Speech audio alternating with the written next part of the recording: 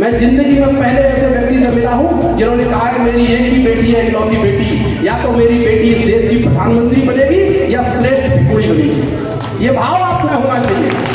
और मेरा 99% समाज काम और लालच में डूबा हुआ है, सर से लेके पांव तक डूबा है। कैसे लालच है? अच्छा ये बताओ, बुद्ध बनना किस किस को अच्छा लगता है कि बुद्ध का जीवन श्रेष्ठ है? किस किस को अच्छा लगता है? हाथ खड़ा करें। सभी को लगता है। अब आप लोगों में से कौन ऐसा भाई मेरा बहन है जो हाथ पर खड़ा करे कि हम बुद्ध के प्रचार प्रसार के लिए अपना एक बच्चा दान करना चाहते हैं?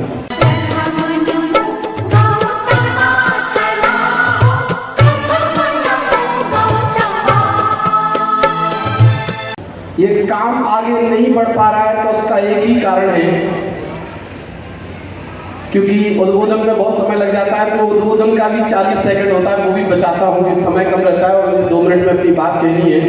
क्योंकि समाज में एक्टर है, कैरेक्टर नहीं है। जब समाज में एक्टर रहेंगे और कैरेक्टर नहीं रहेंगे तो लोग बात किसकी मानेंगे? लोग यहाँ बुद्ध की बात करते हैं, घर पर जाकर सारे काम वही करते हैं।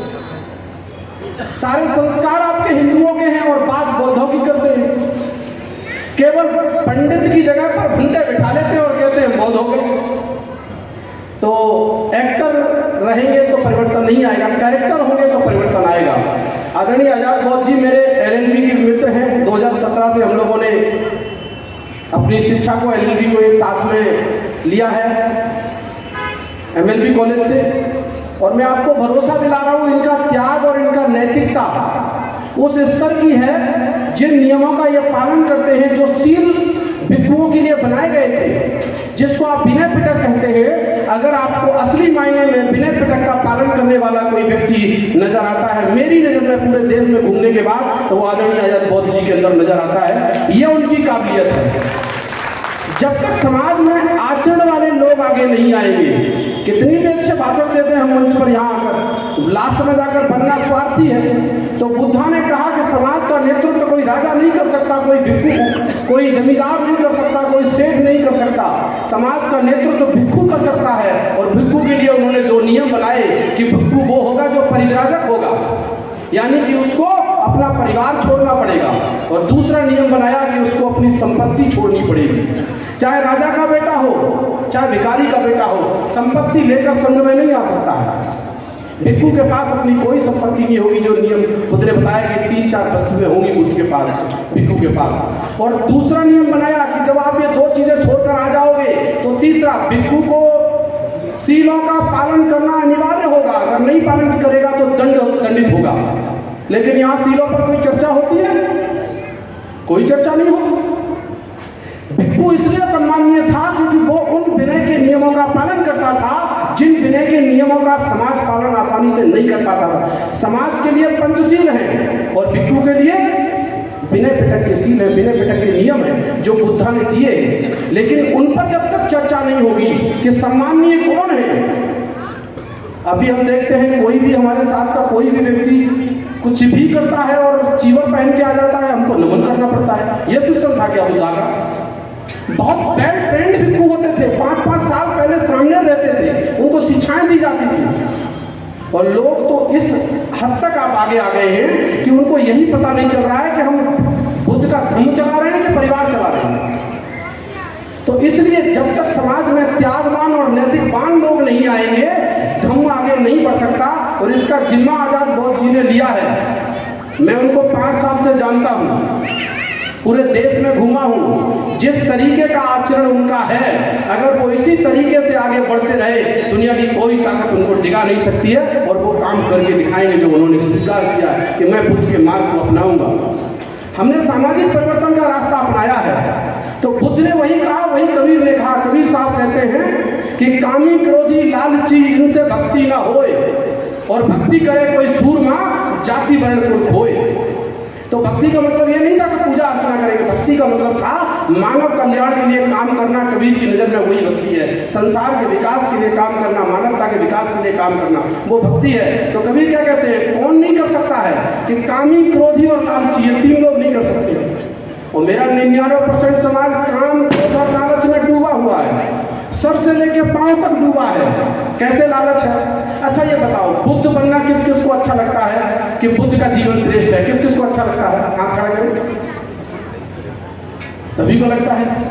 अब आप लोगों में से कौन ऐसा भाई मेरा बहन है जो हाथ पर खड़ा करें कि हम बुद्ध के प्रचार प्रसार के लिए अपना एक बच्चा दान करना चाहते हैं? ये हालत है। ये कहीं अगर हम ये बात, अगर बुद्ध का मार्ग श्रेष्ठ है, उस समय पर सम्राट अशोक ने अपना बेटा और बेटी दान कर दिए थे। और आदरणीय अभी सर बोल रहे थे, डॉक्टर एस के बोध सर, मैं जिंदगी में पहले ऐसे व्यक्ति से मिला हूं जिन्होंने कहा है मेरी एक ही बेटी है, इकलौती बेटी, या तो मेरी बेटी इस देश की प्रधानमंत्री बनेगी या श्रेष्ठ भिखुड़ी बनेगी। ये भाव आप में होना चाहिए। जब हमने एक काम करना शुरू किया, जब हमने अपनी जिंदगी लगाने का फैसला किया और हमारे इस कार्यक्रम को दतिया में एक आदरणीय अंकल जी ने सुना और सुनकर कहा कि मेरी 2 बेटियां थी, शादी हो गई है, मेरे पास इकलौता बेटा है, वो राहुल यहाँ बैठा हुआ है, वो अंकल जी भी आए हैं। ऐसे लोगों का समाज में सम्मान होना चाहिए। थोड़ा सा खड़े हो जाए। आदरणीय राम हजूर गौतम जी, इन्होंने कहा मेरा इकलौता बेटा है, डॉक्टर साहब आपने जो समाज परिवर्तन का बीड़ा उठाया है, मैं अपना ये इकलौता बेटा आपको दान करता हूँ, ले जाइए और समाज परिवर्तन का काम करिए। जब तक समाज में ऐसे लोग पैदा नहीं होंगे, परिवर्तन हो नहीं सकता। सर ने बोला कि प्रचारक कहाँ से आएंगे? आप लोगों को ये भरोसा है कि मेरा बेटा डॉक्टर बन सकता है, तो आप बनाने के लिए पैसा लेते हैं, उधार लेते हैं, कर्ज लेते हैं, जमीन बेच देते हैं। आपको भरोसा ही नहीं है कि आपका बेटा इस देश का प्रधानमंत्री और मुख्यमंत्री बन सकता है। आपने मान लिया है कि आप अच्छे नौकर बन के रह सकते हैं, आप अच्छे शासक नहीं बन सकते। जबकि आपके पुरखे दिखा कर गए हैं कि उत्तर प्रदेश की सरकार अगर आप जाकर देखें तो कहते हैं लोग कि बहन कुमारी मायावती जी से बड़ा शासक भारत में कोई नहीं हुआ। आपने साबित किया उत्तर प्रदेश में शासन प्रणाली, दुश्मन भी लोहा मानता था कि बहन जी जैसा शासनकाल पूरे देश में किसी ने नहीं चलाया। लेकिन आप आज भी मानने को तैयार नहीं है। आप आज भी कहते हैं कि हम नौकर तो बन सकते हैं, डॉक्टर बन सकते हैं, इंजीनियर बन सकते हैं, कलेक्टर बन सकते हैं, पर प्रधानमंत्री ना ना ना वो नहीं बन पाएंगे। वो क्या करेंगे? वो तो दुश्मन को ही बनाएंगे। जो आपका शोषण कर रहा है उसी को आप बनाते हैं। आपके अंदर जब तक विश्वास पैदा नहीं होगा तब तक आप समाज में परिवर्तन नहीं ला सकते। तो हमको विश्वास पैदा करना पड़ेगा अपने अंदर। और विश्वास कहाँ से आता है? आचरण से आता है।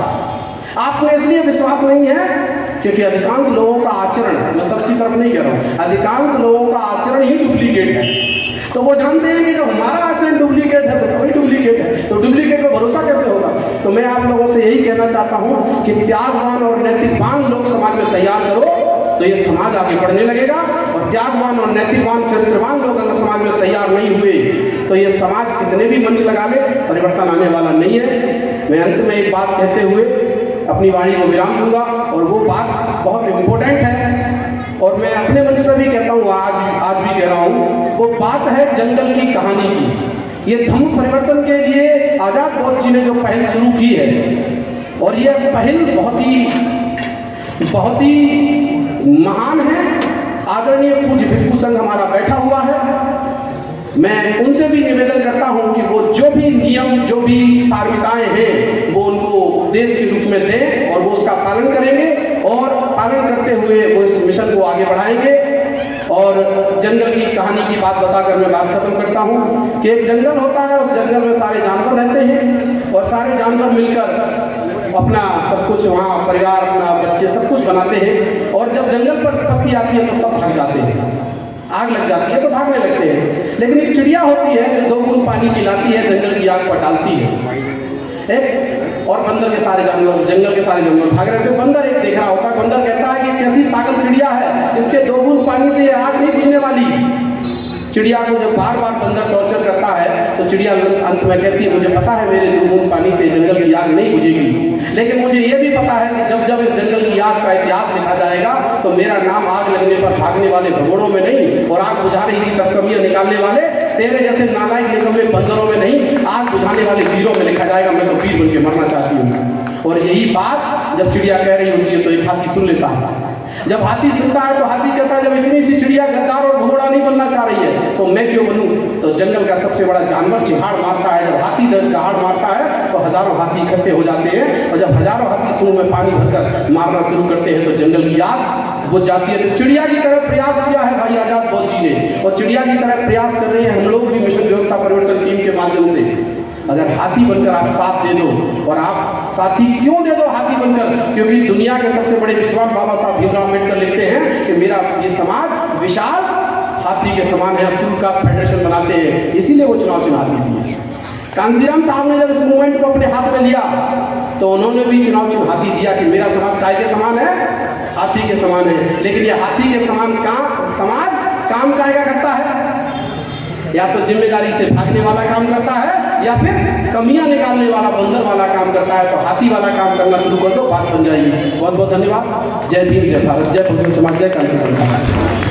शरणं गच्छामि, धम्मं शरणं